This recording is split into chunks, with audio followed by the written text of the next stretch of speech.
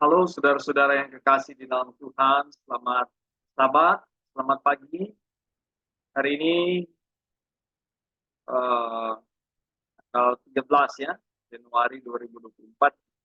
Puji Tuhan kita dikumpulkan lagi sama-sama di sini seberapa kita yang ada dan saya percaya di mana 2-3 orang berkumpul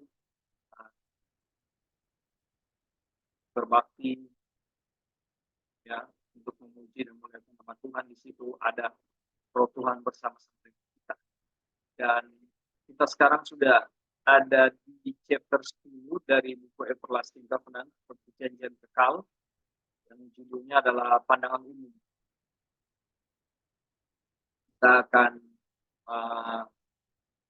mulai pembahasan di chapter 10 ini, namun sebelumnya mari kita minta Tuhan untuk bersama-sama dengan kita di dalam Bible study. Mari kita satu di dalam doa. Bapa kekal yang bertahta di dalam kerajaan surga, kuduskanlah namamu, jadilah kehendak-Mu seperti di surga. Puji-pujilah Engkau Tuhan yang Maha Kuasa, dan naikkan syukur atas berkat-berkat yang limpah yang Tuhan berikan bagi masing-masing kami. Terima kasih untuk nafas hidup yang Tuhan izinkan bagi kami saat ini, dan pertemuan yang Tuhan izinkan kami boleh berkumpul seberapa kami yang ada, melanjutkan pelajaran yang Tuhan ini. Kami tahu bagaimana pekerjaan Tuhan atas setiap jiwa-jiwa yang ada. Kiranya berkat dari surga menyertai Bible study ini. Penuhi hati kami masing-masing dengan Roh Tuhan. Dan biarlah Tuhan yang berbicara atas kami saat ini. Dan tolong kami untuk jaringan internet Tuhan agar berjalan dengan baik. Kami boleh berstudy, selesaikannya dengan baik pula untuk kemuliaan nama Tuhan. Puji namamu Bapa, kami mengucap syukur banyak terima kasih. Biarlah kehendak-Mu menjadi atas kami di dalam nama anak-Mu Yesus Kristus, Tuhan dan Juru Selamat kami yang hidup. Amin. Baik saudara-saudara yang kekasih, sebelum kita masuk kepada chapter 10 ini, saya mau review di chapter 9 kemarin ya. Apa yang sudah kita bahas pada waktu itu. Sekedar untuk review ya, mengingat-ingat. Jadi saya baca kayak random aja ya baca. Saya baca di sini. Nah, chapter 9 itu the promise of victory atau janji kemenangan. Yang kita sudah bahas di situ kemarin ya adalah salah satu hal yang merupakan perwujudan dari Injil adalah kita memperhatikan secara khusus yaitu dan keturunanmu akan menduduki pintu gerbang musuh-musuhnya. Itu yang kita pelajari kemarin ya. Dan apa itu maksudnya nanti kita akan lihat ya. Di Galatia 3 ayat 16, hanya kepada satu orang dan kepada keturunanmu yaitu Yesus Kristus. Jadi waktu dia bicara tentang keturunanmu itu merujuk kepada Yesus Kristus. Dan orang-orang yang dibaptis dalam Kristus mengenakan Kristus. Otomatis ya. Jadi kita milik Kristus, maka kita juga adalah keturunan Abraham dan berhak menerima janji Allah. Janji yang diberikan kepada Abraham ya. Galatia 3 ayat 29. Setan adalah musuh terbesar Kristus dan setan adalah musuh dari semua yang baik. Yang kita bahas kemarin. Saya lanjut. Janji bahwa keturunan Abraham akan menduduki pintu gerbang musuh-musuhnya adalah janji kemenangan atas dosa dan setan melalui Yesus Kristus. Kita diselamatkan dari musuh kita untuk hidup dalam kekudusan. Dan ini semua yang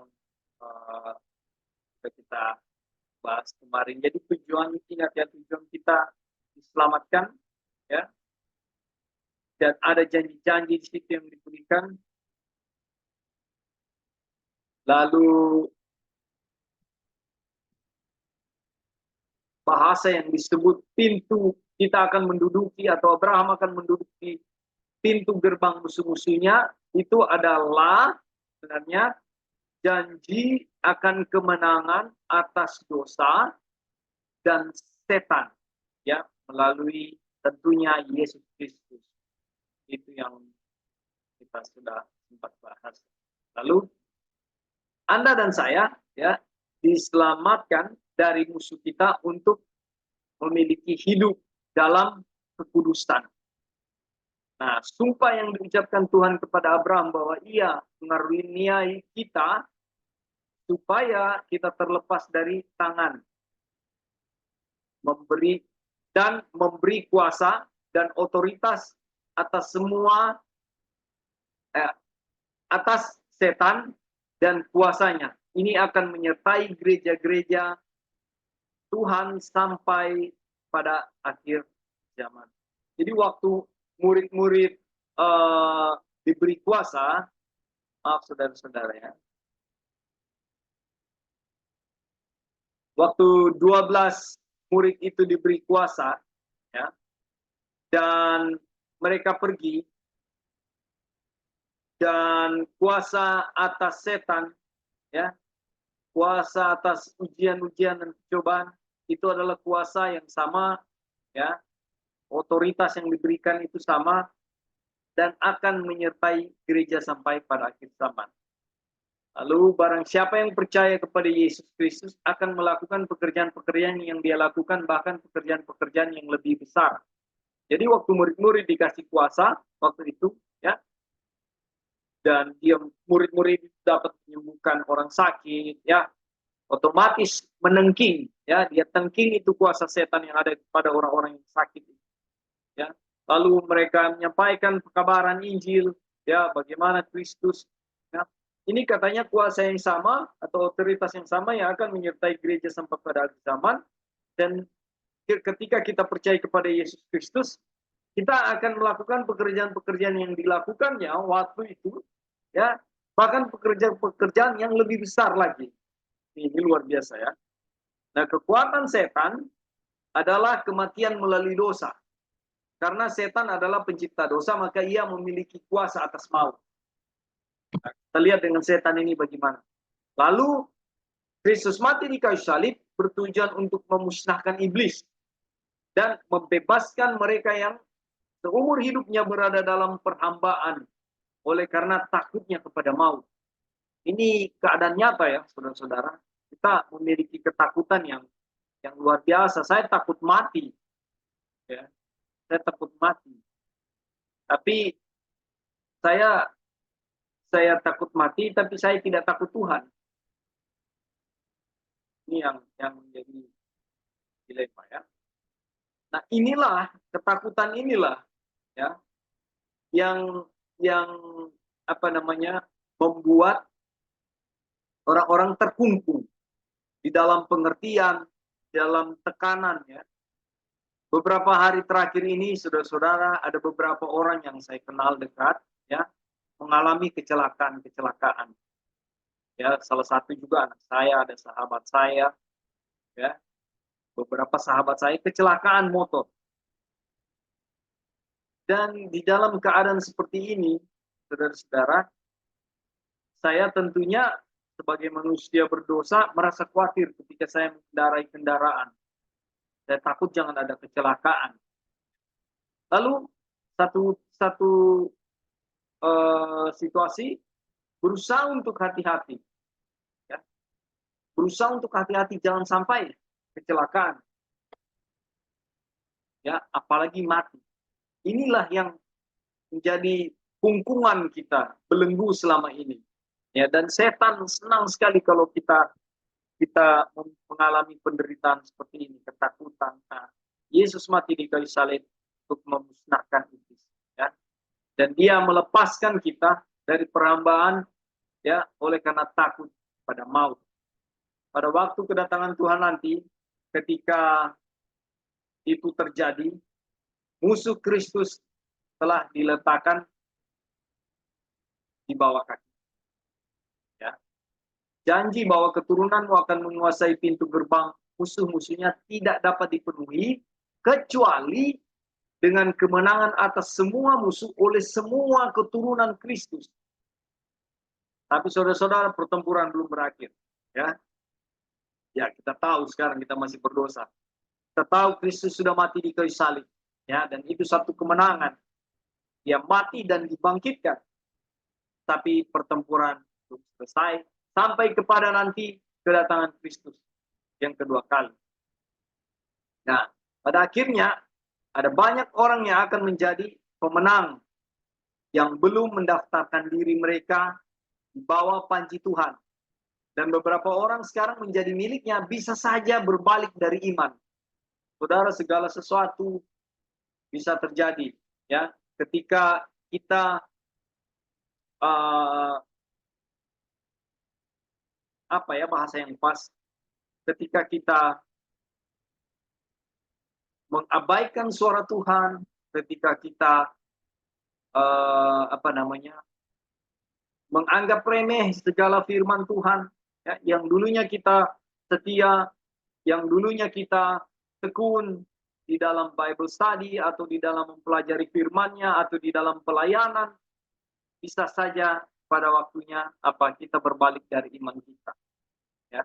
Dan bahkan orang-orang di luar ya yang saat ini belum dikatakan mendaftar di bawah panji Tuhan, ya, mereka adalah orang-orang yang akan menjadi pemenang. Lalu beberapa orang yang sekarang menjadi miliknya bisa saja berbalik. Oleh karena itu, janji tersebut mencakup tidak lebih kurang dari penyelesaian pekerjaan Injil dan kebangkitan semua orang benar, yaitu anak-anak Abraham yang mengenakan kehidupan kekal pada kedatangan Kristus dua kali. Saudara-saudara, di waktu Yesus datang nanti, ya, genap semua cerita. Ya, itu dia jemput anak-anak. Satu harapan untuk semua, untuk saudara dan saya, yaitu janji yang ada, yang dibuat kepada Abraham adalah kebangkitan orang mati pada kedatangan kedua kali. Ini harapan. Ya. Kalaupun kita akan bahas di sini ya, kalaupun banyak dari Abraham sendiri tidak tidak atau belum menikmati tanah perjanjian itu yang dijanjikan kepadanya. Ya, Abraham harus melalui kematian. Dan mungkin sebagian dari kita juga akan mengalami kematian, dan dari keluarga-keluarga kita, saudara-saudara kita sudah banyak juga yang diistirahatkan oleh Tuhan. Tapi kita punya satu harapan, yaitu nanti Tuhan datang, kita dibangkitkan. Kebangkitan Kristus mengandung kebangkitan semua orang yang menjadi. Jadi, saudara-saudara, di dalam kehidupan kita, jalani kehidupan kita, bagaimana kita terhubung dengan Tuhan, bagaimana kita berserah kepada Tuhan, itu jadi satu paket semua. Ya. Bagaimana tolongan Tuhan menolong kita untuk mengerti firman Tuhan, untuk terhubung dengan Dia, semua ini dengan penyerahan yang sungguh-sungguh. Kita masuk di chapter 10 itu yang tadi kita bahas di chapter 9. Nah, kita lihat di pandangan umum ini. Ini sepertinya yang sudah saya lihat, ini pelajaran bagus sekali, dan kutipan-kutipan juga bagus sekali. Ini saya mau baca. Okay. Dan ketika Yesus telah dekat dan melihat kota itu, ia menangisi. Lukas 19 ayat 41. Dengan iman, Abraham menurut ketika Dia dipanggil untuk pergi ke suatu tempat yang akan dia terima sebagai ahli waris. Dia keluar dan tidak tahu kemana dia akan pergi. Ya. Jadi hanya iman. Ya. Dia dipanggil untuk pergi ke suatu tempat, dia tidak tahu kemana dan bagaimana. Dia hanya dengan iman. Menurut. Ya. Dengan iman Abraham menurut. Ingat pelajaran kita waktu lalu bahwa iman menghasilkan perbuatan kebenaran. Jadi dengan iman Abraham menurut.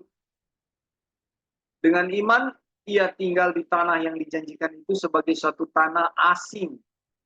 Dan di situ ia tinggal di kemah dengan Ishak dan Yakub yang turut menjadi ahli waris janji yang satu itu.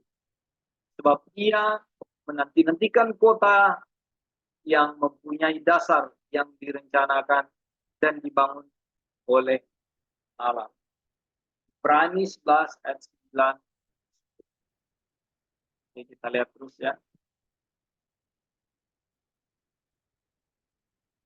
Karena iman, ia juga dan Sarah beroleh kekuatan untuk menurunkan anak cucu.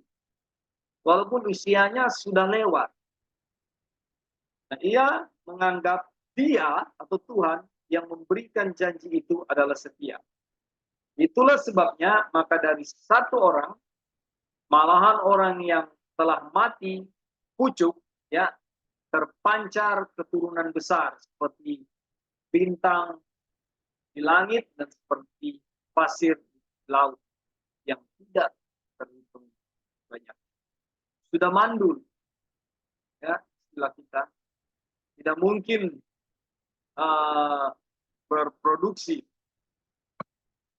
tapi karena iman, dengan iman, ya mereka bisa beroleh kekuatan menurunkan.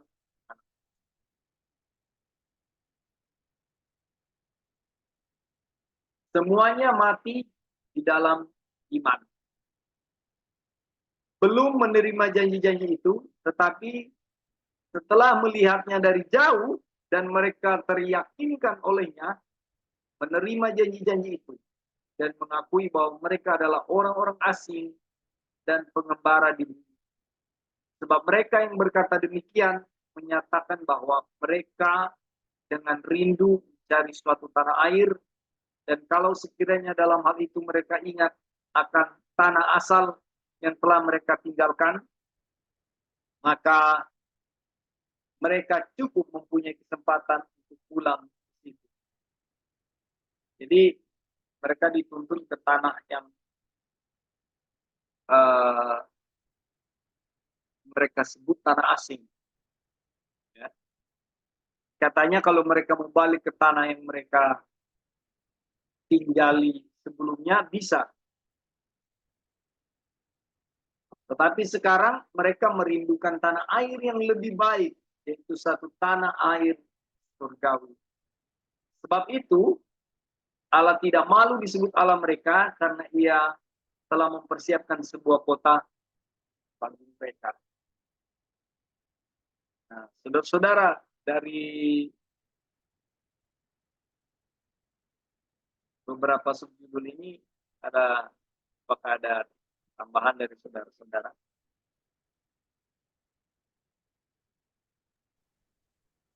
Bisa dengar kita bersuara? Ya, Joy?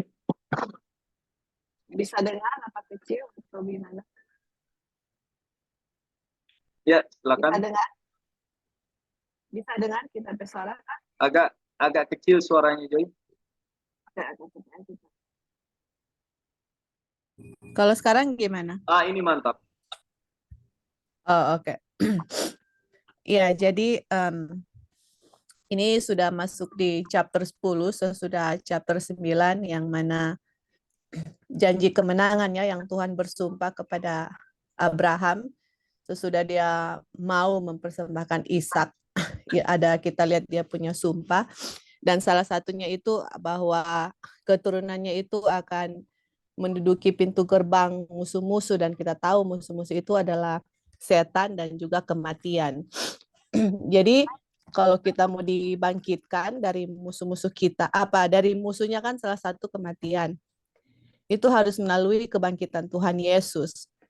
Ya kan? Jadi Tuhan Yesus harus disalibkan, kemudian mati dan dia dibangkitkan.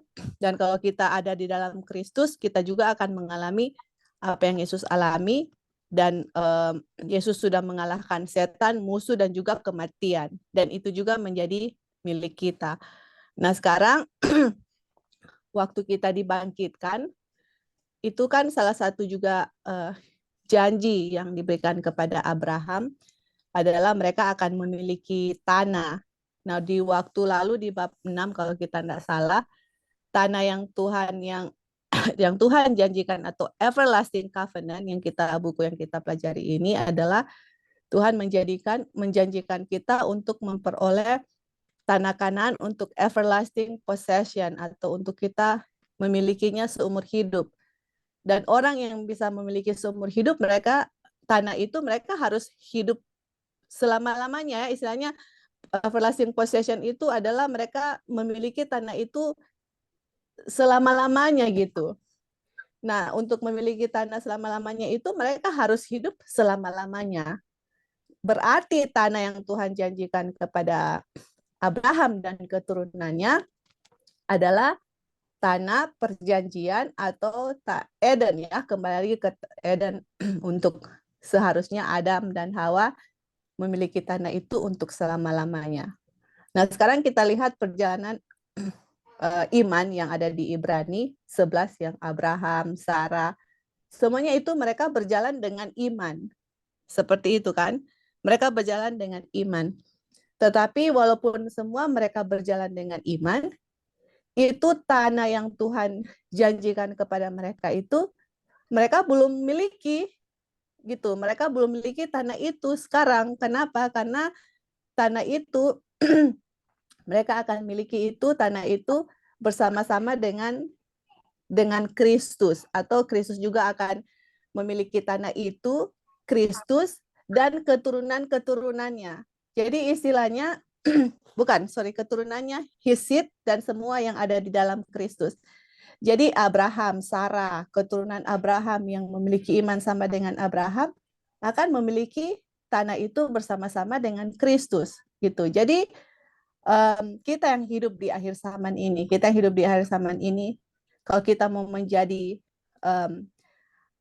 ada di dalam Kristus, mempunyai sama dengan iman Abraham untuk memperoleh janji tanah itu. Jadi yang tadi Kak Opin hubungkan ya, dengan ada orang yang tadi di review, ada orang yang belum ada dengan Tuhan sekarang tapi akan bertobat nanti. Ada orang yang sama-sama dengan Tuhan sekarang akan meninggalkan iman. Tapi orang yang terus mempunyai iman itu, mereka akhirnya akan memperoleh tanah yang Tuhan sudah janjikan untuk everlasting possession. Tapi tanah yang Tuhan akan berikan untuk everlasting possession itu adalah semua berada di dalam Kristus dan mempunyai imannya Kristus, atau sama dengan juga yang iman yang ditujukan dari Abraham, Sarah, dan semua yang kita pelajari nanti di Ibrani 11. Seperti itu. Jadi Abraham, Sarah, dan semua orang ya keturunannya yang kita akan pelajari di Ibrani 11 ada di situ dengan iman. Mereka mati, mereka tidak memiliki apa-apa. Mereka belum memiliki janji yang Tuhan berikan kepada mereka. Kenapa? Karena itu sampai harus di akhir zaman, orang-orang yang semua berjalan dengan iman, semuanya itu akan memiliki tanah yang Tuhan janjikan untuk everlasting possession. Jadi kenapa pelajaran ini sangat penting? Adalah untuk menunjukkan kepada kita, ini bumi ini bukan kita punya, kita ini cuma sementara gitu loh. Yang kita harus fokus, yang ditujukan itu adalah tanah yang Tuhan janjikan yang akan memperoleh yang kita untuk everlasting possession gitu. Di dunia ini, contoh let's say lah, kita misalnya kita dari Idaho, terus kemudian saya mau pergi di California. Tapi sepanjang jalan kita drive itu kan misalnya memakan waktu 21 jam. Daripada nginap di hotel, contoh kita bawa tenda aja terus nginap di tenda seperti itu.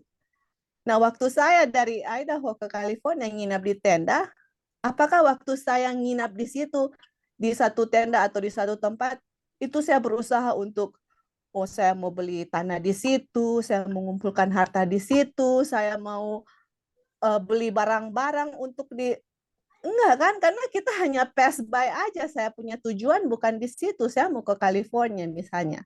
Sama dengan dunia ini, di dunia ini hanya sementara, we just passing by. Kita punya tujuan adalah kita harus ngerti Tuhan ada tanah yang Tuhan janjikan kepada kita untuk kita peroleh selama-lamanya. Ini bumi bukan kita punya gitu, we just passing by, man. Makanya nanti di pelajaran di sini, kalau kita mempunyai pikiran seperti itu, dan kita percaya Tuhan mau janjikan tanah seperti itu, apa saya punya sikap yang saya harus lakukan selama saya berada di dunia ini. Nah, ini yang akan kita pelajari yang sangat bagus ya, dia punya pelajaran yang nanti akan di-share bagaimana Ishak, dia punya attitude, bagaimana yang lain-lain dia punya sikap selama mereka hidup waktu masih di dunia ini. Oke Kak, thank you, itu saja tambahannya. Terima kasih, Sister Joy. Jadi benar ya, kita secara pribadi melihat bahwa pelajaran ini banyak sekali poin-poin yang menekankan untuk aware, untuk sadar diri ya, untuk lebih melihat saya punya posisi di mana, Tuhan itu di mana. Dan ini di Tuhan sekali, pelajaran-pelajaran ini mau dan kalau kita belajar sama-sama begini, baru kita bisa lihat ya bisa juga kita baca sendiri ya. Tapi indah juga ketika kita berkumpul sama-sama belajar, mendapat, dan kita bahas sama-sama, lebih lebih lebih kita dapat ini maksudnya apa sebenarnya. Ya tentunya dengan tuntunan Roh Kudus kita melihat banyak sekali penekanan-penekanan untuk Tuhan menunjukkan kepada saya ini siapa dan saya posisinya apa. Lalu pencipta ini apa dan siapa, itu lebih ditekankan. Dan yang luar biasanya lagi, sini penekanannya tentang iman. Ya, tentang iman. Ajaran yang kita bahas ini bicara iman, dan iman. Lalu datang pada kehidupan sehari-hari, memang ujian iman yang kita terima dan sedang berlangsung. Ya, sedang berlangsung.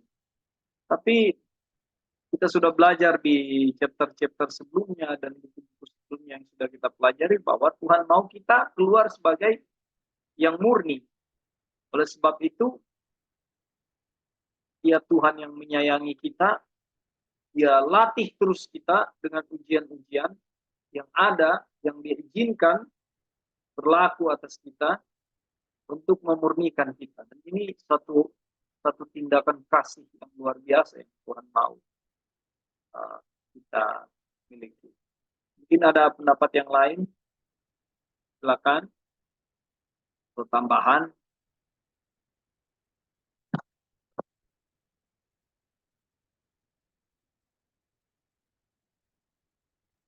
Oke, kalau belum kita lanjut ya.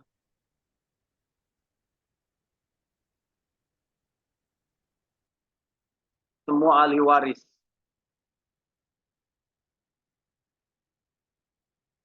Hal pertama yang kita perhatikan dalam kitab suci ini adalah bahwa semua ini adalah ahli waris.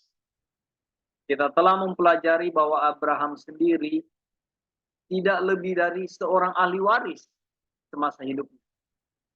Karena ia akan mati sebelum keturunannya kembali dari penawanan. Tetapi Ishak dan Yakub, keturunan langsungnya, juga ahli waris. Anak-anak mereka adalah ahli waris dengan leluhur mereka dengan leluhur mereka dengan janji warisan yang sama. Kita semua adalah ahli waris. Lalu kita lihat semua orang asing dan pendatang, semua orang asing dan pendatang.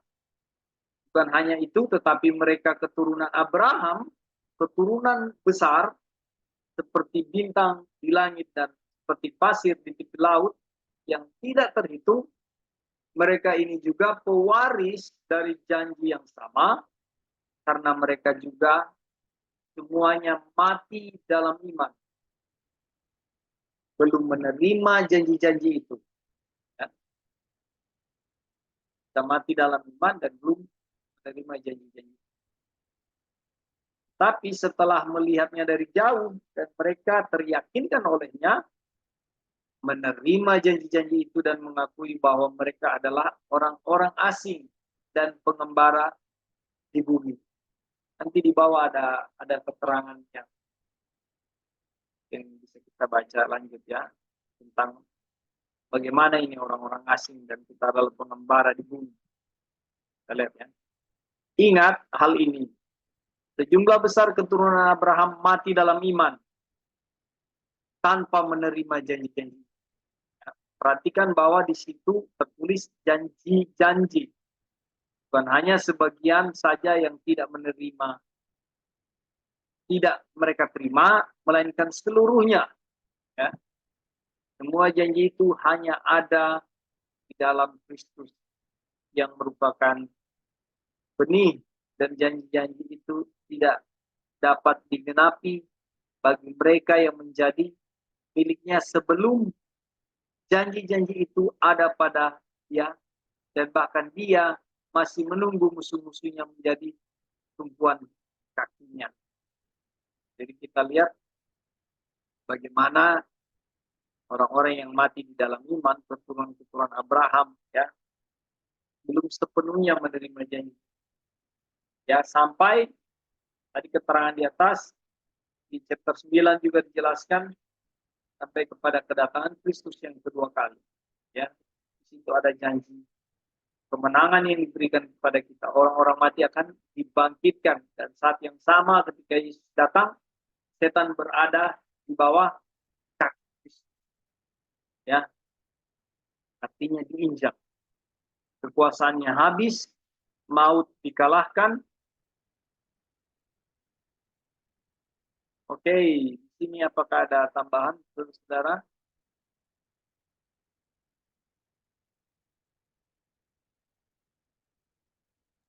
Ya, Kak. Bisa dengar? Ya. Kecil suaranya. Sekarang bisa ya, Kak? Oke, ini bagus.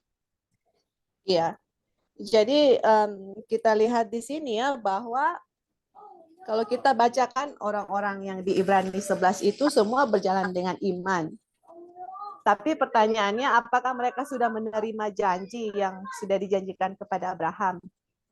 Karena Tuhan bersumpah dan berjanji kepada Abraham dan keturunannya. Itu kalau kita lihat di Ibrani 11, itu semua tokoh-tokoh iman loh. Tapi semua mereka tidak menerima janji, semuanya itu mati ya, istilahnya sudah mati di dalam iman gitu. Mereka belum menerima semua yang Tuhan janji kepada Abraham dan keturunannya. Makanya janji itu mereka akan terima pada waktu kedatangan Tuhan Yesus. Dan salah satu janji yang Tuhan berikan kepada Abraham yang akan mereka terima juga yaitu janji bahwa di dalam keturunannya itu musuh-musuh mereka akan menduduki pintu gerbang musuh. Dan yang tadi ya sudah dibahas sebelumnya itu adalah salah satu musuh adalah kematian. Jadi semuanya ini akan menerima janji atau sumpah yang diberikan kepada Abraham pada waktu mereka dibangkitkan nanti. Ya kan? Makanya teman-teman kalau kita perhatikan di hari Pentakosta, murid-murid Tuhan Yesus mengkhotbahkan kematian Kristus dan kebangkitannya gitu. Dan nanti peristiwa itu akan diulang lagi waktu kecurahan Roh Kudus tanpa batas. Kita akan mengabarkan the same gospel. Karena apa? Di hari Pentakosta itu adalah early rain, hujan awal. Itu pembukaan Injil. kita di akhir zaman adalah akan kecurahan Roh Kudus yang namanya latter rain. Tapi yang kita khotbahkan itu atau kita beritakan itu is the same gospel, karena gospel itu everlasting gospel. Kejadian sampai Wahyu itu berisi gospel. Apa isi gospel itu? Ya itu yang kita lagi pelajari ini, teman-teman. Bagaimana Kristus, kematiannya, salibnya, kebangkitannya, apa dampaknya untuk kita gitu loh. Jadi dengan saya sendiri ya mempelajari dan mempelajari everlasting covenant, saya lihat, oh ternyata semua Injil itu berada dalam Kristus. Semua Alkitab itu berbicara intinya the seed atau keturunannya yaitu Yesus. Tanpa kematian Kristus, tanpa kebangkitan Kristus, yang Tuhan janjikan kepada Abraham itu nggak ada gunanya gitu loh. Yang Tuhan berikan kepada Adam dan Hawa di Eden, Kejadian 3:15 itu nggak ada gunanya kalau Kristus tidak mati di kayu salib dan dibangkitkan. Makanya semua orang yang berada dalam Kristus, pengharapan satu-satunya adalah mengarahkan kematian dan kebangkitan dan masuk dalam kerajaan surga, itu semua berada di dalam Kristus. Dan mereka semua yang ada berjalan dengan iman, mereka semua mati. Menunggu kita yang ada di akhir zaman untuk mengakhiri perjalanan iman sampai kedatangan Yesus, dan bagaimana musuh kita itu dikalahkan, yaitu kematian. Kemudian kita bersama-sama dengan semua yang sudah mati dalam iman, bersama his seed, yaitu Yesus, juga akan memperoleh semua janji-janji yang diberikan kepada Abraham dan keturunannya. Aduh, it's beautiful ya. Jadi tanah yang sudah dijanjikan, yaitu everlasting covenant, itu akan diperoleh sesudah kita musuh terakhir dikalahkan itu kematian, dan pada waktu Tuhan Yesus itu datang. Oke Kak, thank you. Makasih tambahannya.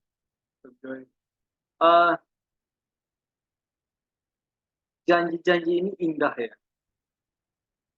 Betapa indahnya dan sangat powerful untuk setiap orang yang rindu akan kehadiran Tuhan, ya.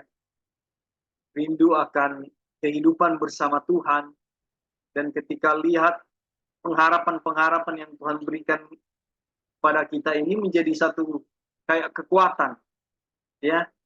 Kadang menjalani kehidupan yang ketika kita jatuh dalam dosa membuat kita kecewa, ya, dan kadang membuat kita sungkan, ya, enggan untuk datang kepada Tuhan, ya. Tetapi kalau kita lihat janji-janji yang Tuhan berikan ini, ya, apalagi ketika kita ada di dalam kedukaan, orang yang mati, ya, di dalam Tuhan akan dibangkitkan. Bukankah ini satu hal yang luar biasa? Dan ada banyak janji-janji lain yang tentunya tadi di atas kita bahas, atau chapter 9 yang sudah kita bahas juga, bahwa janji akan apa? Kemenangan atas maut, janji kemenangan atas dosa dan setan. Yang dulunya kita rindu tidak berdosa, ya, akan menjadi satu kenyataan. Di mana kita masih berdosa, kita sedih, kita bergumul untuk itu, ya.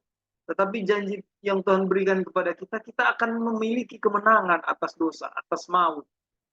Yang dulunya kita rindu-rindu tidak berdosa, akhirnya itu jadi kenyataan. Dan kita tidak berdosa lagi ketika ada ujian, ada tantangan yang Tuhan izinkan, kita mampu melewati semua karena iman. Karena tuntunan Roh Kudus, iman kita percaya bahwa Tuhan pimpin kita, sehingga kita mampu melewati tanpa berdosa setiap ujian-ujian. Bukankah ini satu pekerjaan Roh Kudus yang luar biasa, kecurahan Roh Kudus, ya? Tadi disinggung tentang early rain, ya, mana Tuhan mengirimkan Roh Kudusnya, dan pada akhirnya latter rain, ya, kecurahan Roh Kudus secara penuh. Jadi di mana semua ini hubungan yang indah yang kita boleh lihat dari pelajaran ini. Pekerjaan Tuhan dengan kasih-Nya berlaku atas kita semua. Ada tambahan yang lain, saudara-saudara? Silakan.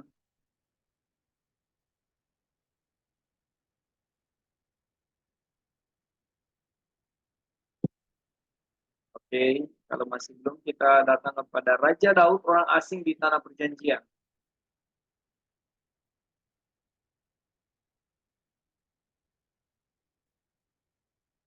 Nah, selaras dengan perkataan ini, bahwa mereka mati dalam iman karena belum menerima janji-janji itu.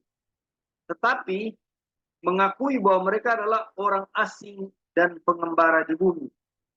Nah, kita mempunyai perkataan Raja Daud ratusan tahun setelah pembebasan dari Mesir. Aku adalah seorang asing denganmu dan seorang pengembara sama seperti nenek moyangku. Seperti 39 ayat 12. Dan ketika pada puncak kekuasaannya, ya, Daud menyerahkan kerajaan itu kepada putranya Salomo. Di hadapan semua orang dia berkata, sebab kami adalah orang asing di hadapanmu dan pengembara sama seperti nenek moyang kami semua. Hari-hari kami di bumi bagaikan bayangan dan tidak ada yang kekal. Ini Raja Daud ada di dalam kesadaran yang luar biasa tentang itu. Dia mengetahui alasan mengapa rombongan yang tak terhitung banyaknya ini tidak menerima warisan yang dijanjikan, dinyatakan dalam firman. Sebab Allah telah menyediakan sesuatu yang lebih baik bagi kita.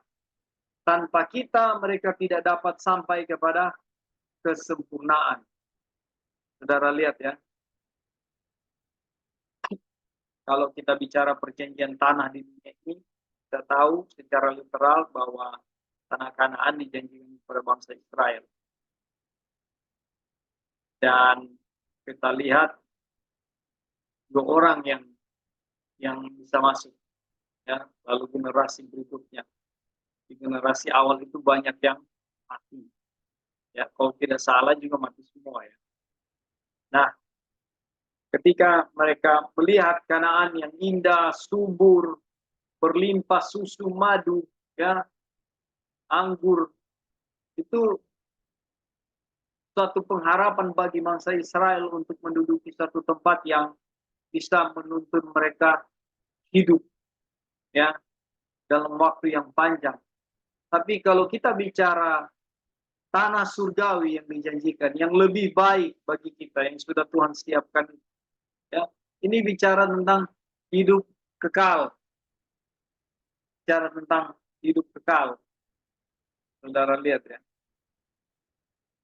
Oke, di sini ada tambahan atau ada koreksi, ada masukan.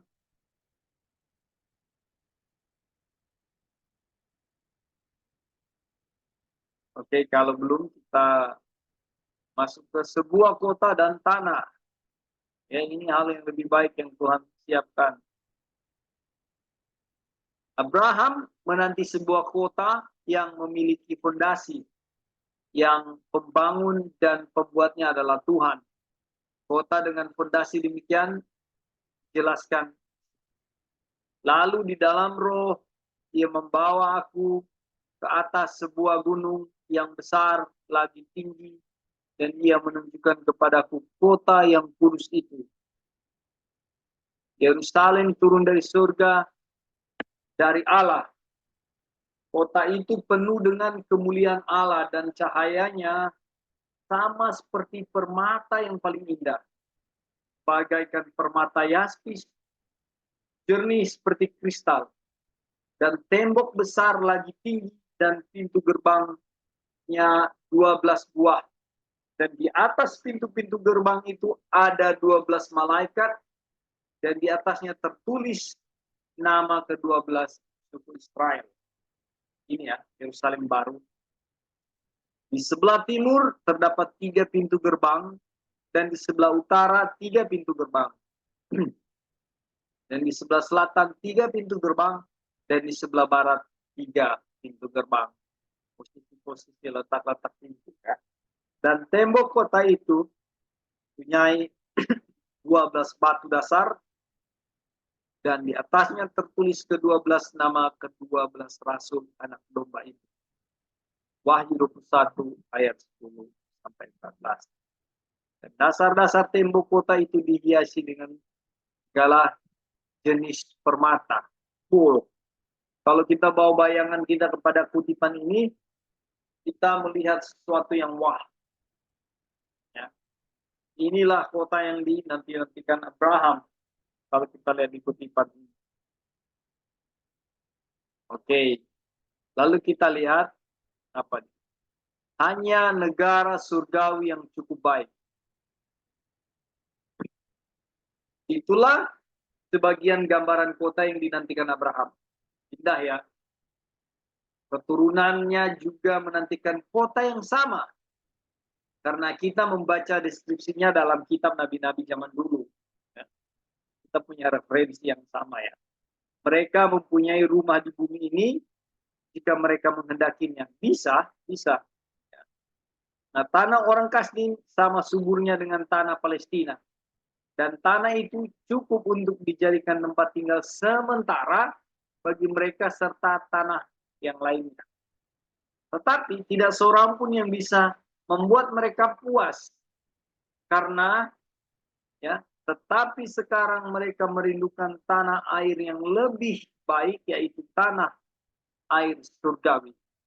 Sebab itu Allah tidak malu disebut Allah mereka karena ia telah mempersiapkan sebuah kota bagi mereka.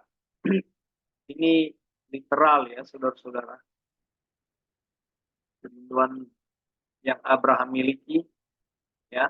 Lalu kita baca di dalam kitab nabi-nabi bagaimana kota yang dijanjikan itu akan turun, dan kita belajar dari nubuatan juga, ya, bagaimana peristiwa-peristiwa terjadi sampai mulai dari kedatangan Kristus sampai turunnya Yerusalem baru, ya.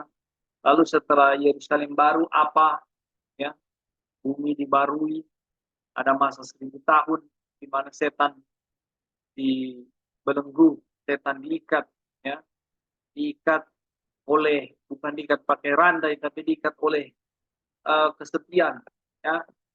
Bumi kosong, tidak ada yang bisa dia lakukan, ya, tidak ada orang yang dapat dia goda.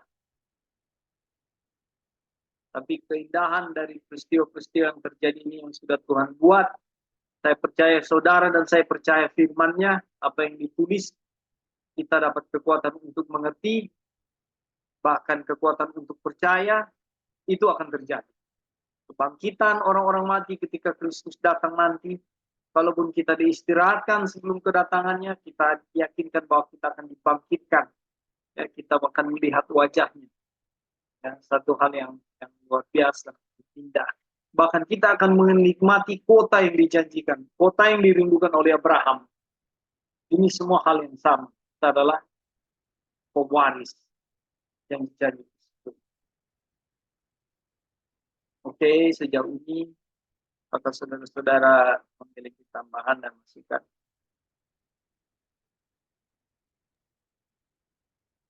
Iya, Kak. Ya, silakan Joy. Ya, terima kasih, Kak. Jadi kita lihat di sini ya, kalau di tulisan yang Wagner bilang, itu tanah di Kaldis, ini Babylon, di Kasdim itu, dia sama subur dengan tanah di Palestina. Nah, dulu kan Abraham tinggalnya di Kaldis ya, di Babylon, Ur Kasdim. Dia dipanggil keluar gitu. Nah, kemudian kita lihat, loh, ini Abraham sudah tanahnya tinggal di tanah subur, dia dipanggil keluar, nggak tahu mau kemana, iya kan? Terus waktu dia keluar, Tuhan pimpin dia jalan dengan iman. Tapi dan kita lihat juga di situ bahwa Abraham ini sangat diberkati loh, dia orang kaya gitu loh. Mempunyai ternak, mempunyai hamba-hambanya banyak sekali gitu ini Abraham. Tetapi yang terjadi adalah ini yang warna putih, warna kuning yang Kak Opin garis. Tidak seorang pun yang bisa membuat mereka itu puas. Jadi teman-teman, mau seberapa kayakah kita, mau seberapa banyak harta yang dimiliki, itu tidak akan memuaskan kita ya. Kenapa? Karena Tuhan sendiri sudah menjanjikan kepada kita itu tanah. Dan kalau kita tahu bahwa tanah itu akan menjadi milik kita kita itu nggak akan menjadi seseorang yang kayak apa ya istilahnya, saya ini harus memiliki harta, saya harus bikin ini untuk menduduki ini. Kenapa? Karena kita punya mental itu bukan ini yang saya cari gitu loh. Sedangkan Abraham pun sangat kaya, dia nggak puas dengan apa yang istilahnya bukan puas dia mau memperoleh lebih banyak, enggak. Karena dia tahu bukan ini yang dia cari gitu. Yang saya cari itu yang di Ibrani 11 yang tadi Kak Opin baca, yaitu pembuatnya atau dasar itu yang dibangun oleh Tuhan sendiri. Itu yang dia cari, yang dia milikinya, yang dia miliki walaupun dia mempunyai sangat banyak harta, itu tidak memuaskan ya. Jadi dan kalau kita lihat pun orang-orang di dunia, the more money they have, mereka harus sewa security, mereka harus sewa ini untuk memprotek mereka punya treasure, harta-harta mereka. Dan hidup mereka apakah lebih tenang? Tidak, teman-teman. Hidupnya juga masa lihat orang-orang artis-artis di Hollywood. Semakin mereka punya harta, semakin tidak tenang mereka punya jiwa. Kenapa? Karena harta yang mereka miliki itu adalah untuk hanya memuaskan mereka punya keinginan sendiri, mereka punya desire. Kalaupun Tuhan memberikan kita banyak harta di dunia ini, atau ada yang Tuhan percayakan, itu Tuhan punya dan maksud Tuhan itu adalah untuk memberkati orang lain. Tapi kita tidak mempunyai gimana ya seperti saya harus ini mau untuk mempunyai lebih harta karena kita tahu bahwa tempat ini bukan saya punya gitu. Ada tanah yang lebih besar, ada tanah yang lebih baik, jauh lebih baik yang Tuhan berikan kepada kita, yang Tuhan mau janjikan kepada kita, yang Tuhan sendiri pembangunnya. Dan teman-teman kita lihat tadi Kak Opin sudah baca, dia punya fondasinya itu terdiri dari batu-batu permata yang berharga. Aduh saya nggak tahu bagaimana indahnya itu, tapi itulah untuk kita gitu loh. Apa yang kita lihat di dunia ini semua sudah rusak, penuh karat, dan aduh sudah terkutuk oleh dosa. Di surga itu jalannya aja dari emas, rumahnya itu aduh teman-teman. Jadi nggak ada gunanya ya istilahnya. Memang kita harus hidup di dunia ini. Kita nggak bilang nggak boleh bekerja, tapi kita punya mentalitasnya itu gitu loh. Kalau kita tahu ini kita hanya sementara, yang tadi saya kasih contoh berkemah, ya kita nggak akan gila-gila untuk saya harus beli ini, untuk beli ini saya harus gini-gini. Enggak, karena kita punya mentalnya hanya sementara, kita punya permanent home, bukan di sini tapi di surga gitu. Oke, thank you Kak. Ini terima kasih Joy. Ini pelajaran bagus sekali saudara. Saya ingat waktu Abraham dengan Lot ya berbagi tempat ya. Di situ di mana Abraham membiarkan Lot silakan pilih yang mana dah. Seperti itu kan.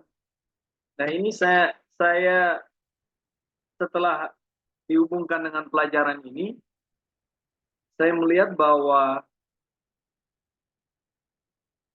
itu alasannya Abraham, dia tidak ngotot harus terima tanah yang bagus, tanah yang subur, ada air dan segala macam, ya. Dia tidak ngotot, tapi dia biarkan Lot silakan memilih. Di sini juga pelajaran kita akan lihat bagaimana Ishak, ya, Yakub, mereka berpindah-pindah tempat, ya, dan mereka tidak ngotot, gitu ya. Ini membawa satu ilustrasi dalam kehidupan saya, satu contoh yang baik, bagaimana tempat kita bukan di dunia. Ya. Nah, kadang-kadang kalau kita beli tanah, kadang-kadang tanah kita itu ada kejadian di saya ya, patoknya dipindahkan, Secara manusia, ego kita kan naik ya, tersinggung ya, kita marah. Wah ini orang curi tanah saya batasnya di sini dipindahkan patoknya, ini tidak benar. Saya marah, ya. Saya akan pergi menuntut dia atau tegur dia. Kenapa? Bahkan kita akan sampai kepada urusan dengan pemerintah desa dan bahkan sampai kepada kepolisian. Ya, akan bisa jadi seperti itu. Lalu di satu tempat yang lain ada juga yang patoknya dipindah-pindahkan. Ya. Lalu karena ada satu tujuan yang mereka mau ambil. Gitu. Jadi ini pindah-pindah patok ini permasalahan yang luar biasa yang terjadi dimanapun. Dan orang marah ketika tanahnya dicuri. Ya. Nah kita lihat pelajaran dari Abraham ini dan anak-anaknya bahwa memberikan gambaran kepada kita. Hello, tempat kita bukan di sini. Ini bukan tanah kita, ini bukan rumah kita. Ya, walaupun secara literal kita punya uang, kita beli tanah. Tapi kalau ada hal-hal yang justru menuntut kita untuk tidak memiliki karakter Kristus atau bahkan untuk melupakan kasih Kristus, kita kehilangan kasih, ya, di dalam pertengkaran karena hak-hak kita diambil, ini tidak benar. Ini berbanding terbalik dengan apa yang kita pelajari. Mari kita lihat langsung di sini. Tulisan suci yang diingatkan ini akan membimbing saudara dan saya dalam semua pembelajaran kita selanjutnya tentang bangsa Israel.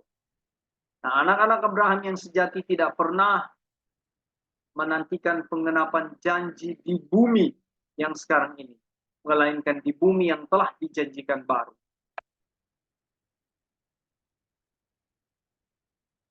Ishak sebuah ilustrasi, kita lihat ya. Keinginan akan negeri surgawi ini menjadikan ahli waris sejati sangat mudah bergaul dalam urusan duniawi. Ya. Seperti tergambar dalam kehidupan Ishak. Ia pergi untuk tinggal di negeri orang Filistin dan menabur benih di negeri itu dan menerima pada tahun yang sama 100 kali lipat. Dan Tuhan memberkati dia. Dan pria itu menjadi besar dan maju, bertumbuh sampai dia menjadi sangat besar karena dia memiliki ternak dan banyak sekali pelayanan dan orang Filistin iri kepadanya. Banyak sekali pelayan dan orang Filistin yang iri kepada apa yang Ishak miliki. Dan Abimelek berkata kepada Ishak, "Pergilah dari kami karena engkau jauh lebih kuat daripada kami." Dan Ishak pergi dari sana dan mendirikan kemahnya di lembah Gerar dan diam di sana. Jadi Ishak ini karena dia punya keberhasilan, karena dia punya kesuksesan, karena dia punya berkat yang dia terima membuat orang-orang lain cemburu, dan bahkan apa yang dia miliki ya, berkat-berkat itu membuat dia sepertinya dihormati, disegani, ya, seperti dia ada kuasa.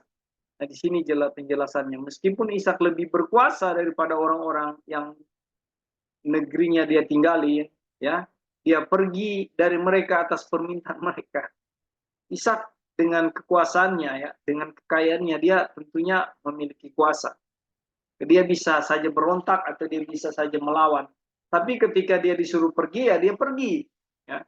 Bahkan ketika di saat dia makmur, ya, dia tidak akan berjuang untuk memiliki harta duniawi. Ini yang disinggung Joy tadi juga. Ya.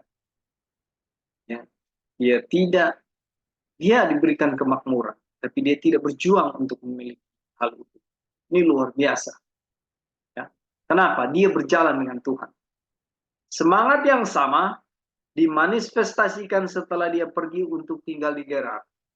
Hamba-hamba Ishak menggali lagi sumur-sumur milik Abraham dan juga menggali di lembah itu dan menemukan air hidup. Lihat ya. Tetapi para gembala Gerar melawan mereka dengan mengatakan air itu milik kita.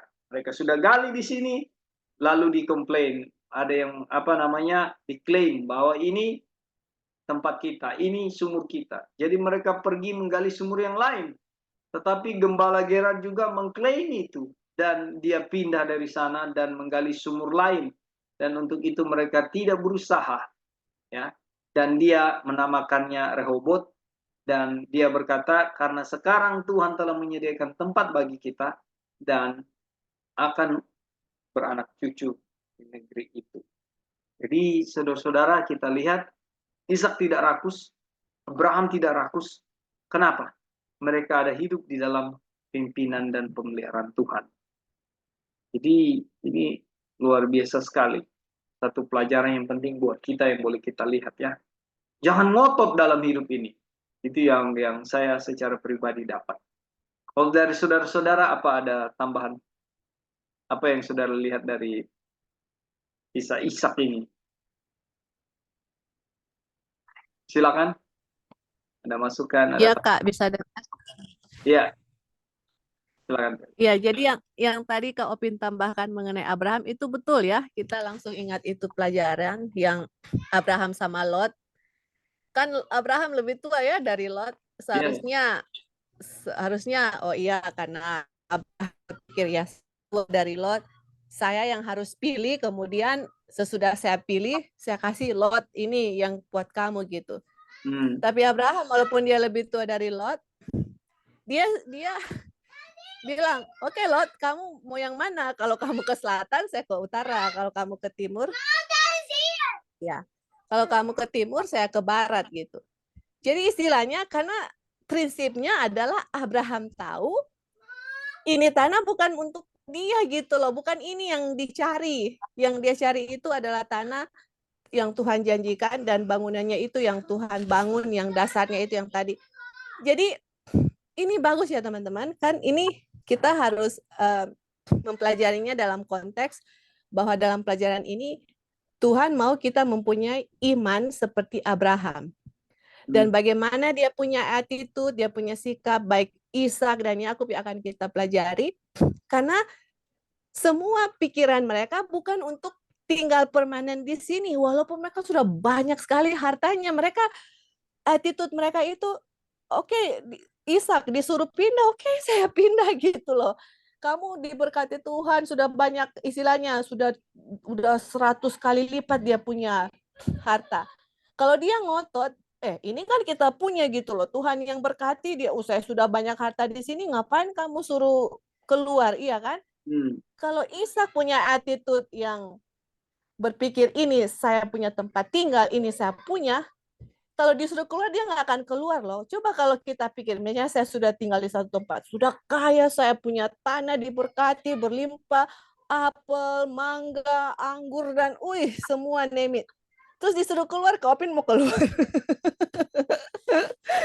Kalau saya suruh keluar, udah banyak saya punya harta di sini, suruh keluar. Tapi Ishak kalau keluar ya udah saya keluar karena dia tahu ya ini tempat bukan tempat tinggal saya dan kalaupun Tuhan mau berkati saya di mana saya pergi, dimanapun saya pergi saya akan diberkati. That's the attitude yang pelajaran ini mau kasih bahwa hey, ini dunia cuma sementara, it's okay. Kalau orang berbuat jahat, don't worry, Tuhan yang akan balas gitu loh. Kamu punya tanah di surga itu berlimpah semuanya. Apa sih yang nggak ada yang Tuhan berikan untuk kita yang terbaik? Jadi kalau di dunia ini orang mau suruh keluar, orang mau bikin apa, it's okay. Kenapa teman-teman ini sangat perlu? Karena Alkitab kasih pelajaran itu untuk kita. Ini pelajaran untuk orang semua gitu, bukan hanya ditulis for nothing. Ini ditulis for the very good lesson yang mana diberikan kepada kita. Bumi ini bukan kita punya. Do not revenge, jangan balas kejahatan. Apa yang mereka lakukan, kita balas kejahatan dengan kebaikan. Mereka mau bikin apa, that's fine gitu loh. This is not, bukan kita permanen kok di sini. Yang tadi saya bilang, waktu kita dari Idaho ke California, terus saya berkemah. Orang bilang, geser dong ke sini, saya mau berkemah sini. Ya saya dengan senang hati geser, kenapa? Karena besoknya saya harus berangkat lagi ke California, iya kan? Hanya temporary ya, begitu juga kita punya sikap di sini. Temporary is okay gitu loh. God has something way better for us daripada di dunia ini. Oke, thank you Kak. Ketika kita sudah tanam-menanam, ya 3-4 tahun tanaman sudah jadi, lalu kita diusir, disuruh pindah. Saudara, ini saya nggak tahu ya, ini 3 tahun lalu ya, Everlasting Covenant ini saya yang terjemahkannya ke bahasa Indonesia, dan sekarang ada revisi-revisi yang Sister Joy buat juga, direvisi kembali dari terjemahan-terjemahan ini. Dan saya baca ini ya, tapi waktu saya terjemahkan, saya baca, saya tidak dapat apa-apa. Sekarang ini saya dapat pelajaran itu ya, bahwa pertama, kalau kita bicara tentang hak-hak kita di bumi ini, kita jangan ngotot dari pelajaran Abraham dan Ishak ini. Ini luar biasa. Kita jangan ngotot-ngotot ya. Karena kalau kita ngotot akan membawa kita kehilangan karakter Kristus, kasih kepada sesama. Ya, kalau yang curi-curi tanah itu di kampung-kampung, ya biasa itu. Ada banyak dan kejadian. Ya, apalagi kalau kita belum tinggal di situ, kita jarang-jarang datang, itu mulai digeser-geser ya. Ada orang-orang yang rakus menggeser-geser itu patok-patok sehingga tanahnya lebih besar. Nah, gambar ajaran buat kita, ini bukan tempat kita. Di dunia ini bukan rumah kita. Janganlah kita ngotot dengan hal-hal seperti ini. Ya. Nah, setiap sudah mau masuk pada chapter, dari chapter ke chapter, saya sering bertanya, apa yang saya mau dapat dari pelajaran perjanjian kekal ini? Chapter ini apa yang saya dapat ya? Nah, saat ini saya dapat bahwa jangan ngotot. Ya. Tempat kita bukan di sini, sebagaimana Abraham dan Ishak dalam cerita yang sudah kita pelajari saat ini. Luar biasa, saudara-saudara. Pesan yang Tuhan ajarkan kepada kita. Dan mereka diusir, tenang-tenang aja. Saya pernah berpikir kepada sahabat-sahabat saya yang beberapa kali pindah dari country living. Ya, ternyata melalui pelajaran ini saya lihat bukan cuma sahabat-sahabat saya saat ini yang pindah beberapa kali dari tanah country living dengan berbagai alasan. Ada tanah yang bermasalah, ada orang yang tidak suka, ada pokoknya banyak alasannya sehingga sampai pindah 4-5 kali tanah country living, dan sampai akhirnya hari ini ada beberapa yang sudah hidup tenang di tanahmu. Bisa saja itu tanah yang terakhir, saya pikir, atau bisa saja nanti kayak yang Joy bilang tadi, bahwa kita sudah menanam, sudah subur, sudah semua ada ya, air lancar, tiba-tiba dengan satu peristiwa lagi kita harus diusir di situ, harus keluar dari situ. Dan di sini ajarannya adalah kita harus merelakan itu. Di sini saya juga dapat kekuatannya bahwa Tuhan sedang menuntun kita di jalan yang Dia mau kita lalui. Kalau memang kita harus pindah, kita pindah, saudara. Dan kita jangan ngotot dengan semua itu. Ada tambahan yang lain sebelum kita menutup pertemuan kita? Oke. Kalau belum, kita lanjut terus ya. Mau baca ini. Dan Tuhan menampakkan diri kepadanya pada malam yang sama dan berkata, Akulah Allah Abraham, ayahmu. Jadi, akulah Tuhan Allah dari ayahmu. Ya. Jangan takut karena aku menyertaimu dan akan memberkatimu dan melipat gandakan benihmu demi hambaku Abraham. Ya. Dan dia membangun sebuah mesbah di sana dan memanggil nama Tuhan dan mendirikan kemahnya di sana. Kejadian 26 ayat 24 25. Nah, ini kita masuk di subjudul terakhir di Bible study kita saat ini. Ini indah sekali, saudara-saudara. Indah sekali ini ya. Ishak mendapat janji akan sebuah negeri yang lebih baik, yaitu negeri surgawi. Dan oleh karena itu, dia tidak akan berusaha untuk memiliki berapa mil persegi tanah di bumi yang terkutuk karena dosa ini. Ini yang sudah puji Tuhan kita sempat bahas beberapa menit yang lalu, ya. Dia tidak ngotot. Nah, mengapa dia harus berbuat demikian? Kenapa dia nggak ngotot? Kenapa dia tidak ngotot? Karena bumi ini bukanlah warisan yang Tuhan janjikan kepadanya. Dan mengapa dia harus berjuang untuk mendapatkan bagian di negeri di mana dia hanya seorang pendatang. Di atas tadi kutipan-kutipan ayat-ayat bilang, bagaimana pemazmur bilang, kita ini hanyalah apa? Ya, orang asing. Benar.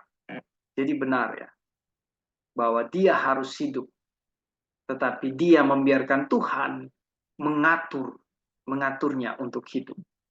Ini penyerahan kita, saudara-saudara. Ya, mau 10 kali kita dipindah-pindahkan dari tempat country living. Ya, kalau itu cara Tuhan, ya. Kalau kita menyerahkan kehidupan kita pada Tuhan, menyerahkan ya apa yang kita jalani kepada Tuhan, itulah yang akan terjadi. Ya, betul kita harus hidup, betul kita harus istilahnya bercocok tanam atau mendiami negeri yang sudah kita bangun ini. Tapi ketika harus pindah, kita pindah. Ya, di sini dikatakan benar, dia harus hidup, tetapi dia membiarkan Tuhan mengatur ya untuk kehidupannya. Apakah ini bisa menjadi suatu pesan yang kuat buat kita renung-renungkan, atau bisa menjadi bahkan bagian kita? Kita membiarkan Tuhan menuntun kita ya di dalam menjalani kehidupan kita. Ketika diusir dari satu tempat, dia pergi ke tempat lain, saudara. Dia tidak ngotot, dia tidak berusaha mempertahankan itu. Sampai akhirnya dia menemukan ketenangan. Dan kemudian dia berkata, Tuhan telah memberi tempat bagi kita. Dalam hal ini, dia menunjukkan Roh Kudus yang sejati. Ketika ia dicaci maki, ini indah, saudara. Ketika ia dicaci maki, ia tidak membalas dengan mencaci maki. Ketika ia menderita, ia tidak mengancam, tetapi ia menyerahkan dirinya, perkaranya kepada Tuhan yang menghakimi dengan adil. Ini lepas dari tidak ngototnya, saudara-saudara, akan suatu tempat, baik itu Abraham atau Ishak, ya. Karena mereka memiliki kesadaran ya dari semua itu bahwa ini bukan tempat kita. Ya, lebih dari itu adalah kepasrahan hidup mereka, ketergantungannya mereka kepada Tuhan. Ya, penyerahannya mereka yang luar biasa. Ini nabi-nabi dulu loh, saudara-saudara. Nabi-nabi Tuhan kasih contoh dan keteladanan kepada kita bagaimana kita harus bergantung kepada Tuhan. Sehingga kalaupun kita diusir, ya oke, terima. Kita dicaci maki, oke, kita terima. Kita tidak membalas makian. Ketika kita menderita, kita tidak mengancam. Awas kamu ya, membuat saya sengsara. Ya, saya akan melakukan hal ini untuk membalasmu. Itu yang terjadi ya di dunia. Ya, saya lihat kemarin di Lambe Tura, Lambe Kawanua, di grup-grup sosial media itu ada orang yang kakinya terpotong, ya, pahanya tidak bersalah, hanya berkunjung ke satu desa, tiba-tiba dia lewat, ya, dan orang dengan parang datang, potong dia, kena di paha, pahanya terbelah, ya, terbelah, sobek besar sekali karena parangnya panjang. Orang tuanya hanya bisa kasih komen, oh mungkin Tuhan ada maksud dan rencana atas semua ini. Datang berkunjung kepada keluarga, tidak ada kesalahan, tiba-tiba dipotong orang, ya, tiba-tiba dibacot orang, ya. Orang tuanya memberi komentar bahwa mungkin Tuhan ada rencana yang lain. Satu keteladanan ya, mereka tidak berusaha untuk mau membalas. Bagaimana juga dengan keteladanan yang diberikan oleh Ishak, Abraham, ya, nabi-nabi dulu di dalam penyerahan kehidupan. Ya. Dan biarlah kiranya ini menjadi kekuatan buat kita semua, saudara-saudara, untuk hidup berjalan bersama Tuhan, menyerahkan sepenuhnya kepada Tuhan. Hari ini apa yang terjadi itu kehendak Tuhan ya di dalam kehidupan kita. Sebelum tutup, apakah ada tambahan saudara-saudara? Ada masukan? Silakan. Ya, halo bro. Brother, silakan. Ya, thank you.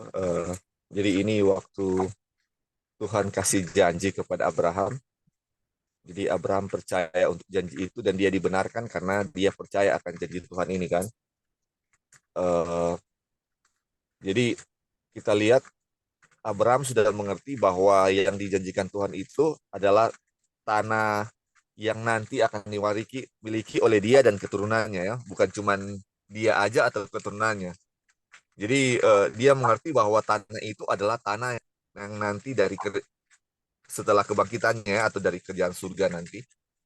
Dan keturunannya juga memiliki iman yang sama ya, sama seperti Ishak, Daud. Mereka mengerti bahwa yang dijanjikan Tuhan itu kepada Abraham itu adalah surga ya, bukan tanah yang di sini di bumi. Jadi mereka ini orang-orang beriman dan ketika mereka percaya akan janji ini yang diberikan kepada Abraham, mereka adalah keturunan rohani Abraham ya, walaupun Daud itu adalah keturunan asli Abraham, tetapi kalau kita lihat dia percaya akan janji ini, dia dihitung sebagai keturunan rohani.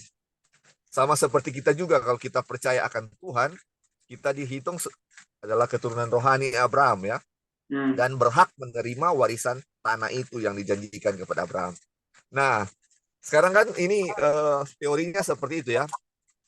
Kita percaya kita menjadi ahli waris Abraham dan berhak menerima warisan tanah yang dijanjikan kepada Abraham. Buktinya apa? Kalau kita memiliki iman seperti itu, ini kayak buktinya adalah pelajaran hari ini ya. Mereka itu nggak akan berkelahi dengan orang-orang gara-gara masalah tanah. Karena atau kalau di Manado sorong-sorong sifat ya ini. Aduh, kami juga seperti itu ya dengan tetangga. Lumayan banyak juga yang diambil. Nah ini pasti marah lah kalau seperti itu ya. Di ini juga sering sekali masalah soal tanah sejengkal itu menjadi masalah besar bahkan sampai ke pengadilan ya. Tapi ini menjadi pelajaran untuk kita bahwa kita punya tanah bukan tanah itu, dan sebagai orang beriman yang mau percaya kita akan memiliki tanah yang akan datang nanti, kita nggak akan menghabiskan waktu kita dengan hal-hal seperti ini ya, hal-hal soal tanah ini ya. Kayak mereka kalau mereka ada masalah sumur, kan ini yang digali nenek moyang kita. Kalau itu misalnya saya pribadi, kalau itu digali oleh opak saya atau saya kan itu punya kami, keluarga kami. Kalau ini mereka menunjukkan bahwa kalau mereka nggak perlu berkelahi, gali aja sumur baru ya. Aduh, ini luar biasa. Kalau diusir di sini nggak, ini pindah aja tempat lain yang nyaman, Tuhan akan sediakan. Ini luar biasa iman ini ya, iman. Ciri-ciri orang beriman bukan pengakuan, tetapi seperti ini ya, dia punya kelihatan lah seperti ini. Iman adalah bukti, buktinya ini sesuatu yang tidak dilihat, tetapi ada buktinya. Buktinya ini dia punya orang-orang beriman, dia punya karakteristik seperti ini. Ya mungkin itu aja bro. Thank you. Makasih, brother. Jadi saya mau bilang, karena sorong-sorong sifat tanah, curi-curi tanah orang, itu sampai bunuh-bunuhan. Hampir ada kematian. Lalu, apa namanya, datang kepada penggalian sumur. Saudara, saya pernah gali sumur. Sudah sampai, saya lupa, 8 meter atau 6 meter. Itu capek sekali. Kita mulai dari permukaan tanah itu ya. Kita harus gali, sampai akhirnya dalam. Sudah susah dapat airnya. Pas airnya dapat, orang klaim, itu saya punya tempat. Itu saya punya tanah. Wah, luar biasanya iman dari apa namanya Ishak Abraham ini ya, bahkan diteladankan kepada hamba-hambanya ya. Capek gali itu baru diklaim itu punya orang yang sudah jadi sumur, sudah ada airnya, baru orang datang klaim itu punya saya. Ini luar biasa ini penderitaan yang diterima ya. Tapi mereka tidak ngotot itu ya. Mereka tidak harus berjuang untuk mempertahankan itu. Tapi mereka dengan rendah hati bahkan, oke, pindah aja. Pokoknya nggak mau berkelahi lah. Ini luar biasa sekali keteladanan buat kita. Ya, kenapa? Karena mereka bergantung kehidupannya kepada Tuhan. Oke, masih ada tambahan lagi, saudara-saudara? Iya, Kak. Ya, silakan. Ada. Jadi thank you Kak ya, pelajarannya bagus sekali. Memang kalau teori sangat indah luar biasa, tapi kalau datang di prakteknya ini gimana gitu ya. Kalau saya tempatkan, saya punya diri di tempat Ishak gimana gitu loh. Tapi saya lihat teman-teman, apa yang Ishak bikin, dia dapat contoh dari mana? Dari Abraham. Ya kan, Abraham orangnya nggak greedy gitu loh.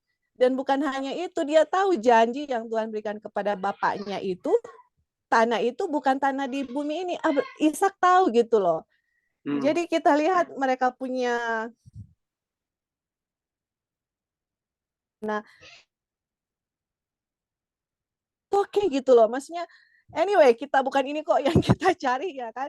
Jadi saya ada satu cerita di masa lalu yang mana waktu saya di gereja itu ada mau bawa makanan, terus saya bawa makanan itu bawa sup di satu pan.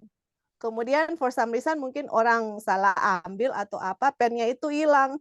Aduh, kita bilang, aduh, udah apa nih, udah bawa di belanga itu makanan, dikasih makan di gereja, kok bisa hilang di gereja. Saya sempat kayak kesal, kok di gereja ada orang yang curi gitu ya, tapi ternyata mungkin misplaced, tapi anyway akhirnya dapat juga. Tapi waktu saya cerita, saya punya teman, dia bilang gini, Joy, kalau kamu kehilangan sesuatu, selalu pikir gini, ya mungkin dia lebih butuh dari kamu gitu. Kalau dia ambil, ya dia lebih butuh dari kamu gitu. Terus saya bilang, oh ya ampun, maksudnya selalu memikirkan sesuatu yang positif, yang mana kalau misalnya orang ambil, kita punya tanah sejengkal 1 meter atau apa, ya udah kita pikir ya mungkin dia lebih butuh dari kita, dan anyway ini bukan tanah yang saya mau cari-cari kok, ada tanah yang itu untuk permanen buat saya gitu loh. Jadi istilahnya selain dari janji yang Tuhan berikan kepada kita, kita juga bisa berpikir, wow mungkin dia lebih butuh dari saya, dan kalaupun saya diperlakukan dengan tidak adil, saya nggak mau balas kejahatan dengan kejahatan, saya serahkan kepada Tuhan.